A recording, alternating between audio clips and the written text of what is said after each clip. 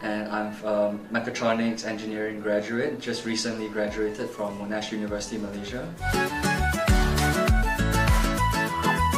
I worked at a Japanese startup, and this startup I think it's very unique because it's extremely flexible culture, very contrary to maybe some stereotypical kind of portrayal of Japanese companies. So it was a very liberating environment where everyone just kind of was very energetic, working on their projects and interacting with each other. Like everyone's just friends with the CEO and all the top management, and because it's a rather small company, everyone's friends with everyone else. So it's very easy to talk to each other and to go out for lunch with each other and have some fun activities together. And I think that environment really allowed me to learn. So more particularly specifically, what I was doing was I was in the AI department of this company. So this company is kind of focusing on developing software-related products.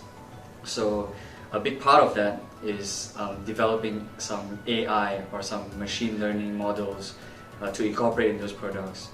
So basically, I was kind of taught by my supervisor, who was extremely gracious in teaching me. He kind of developed a very simple syllabus for me to learn machine learning from like fundamentals.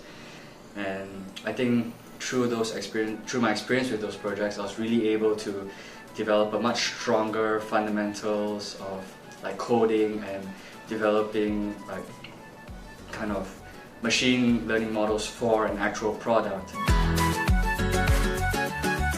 Say for daily life, definitely extremely important, especially since I live in a share house where maybe half or more than half of my housemates are Japanese, and of course they can communicate in simple English, but it's just, I feel like it's way better to be able to communicate to them in their native tongue and have some very interesting conversations, even if they are not like super complicated topics. Being able to converse in Japanese is definitely a huge advantage for daily life.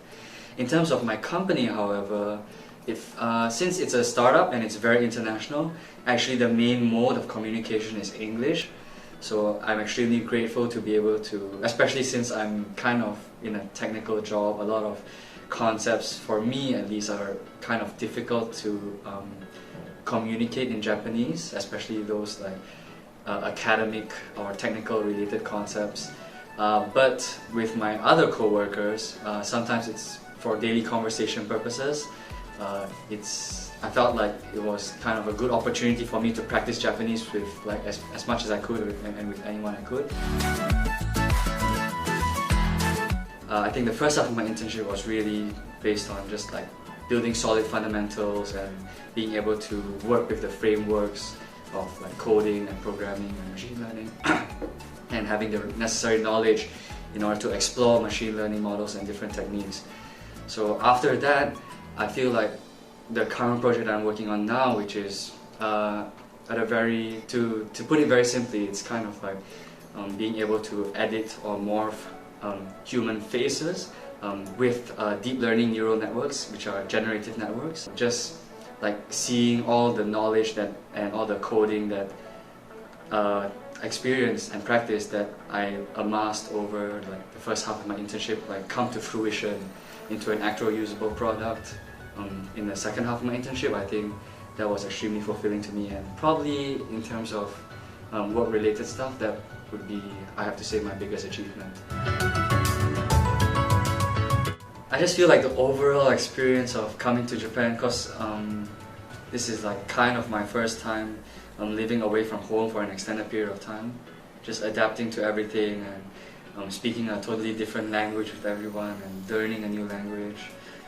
That was kind of like a culture shock to me. Even though I've been to Japan before, just being here as an actual person who's living in Japan as opposed to being a tourist in Japan, I feel like are kind of totally separate things.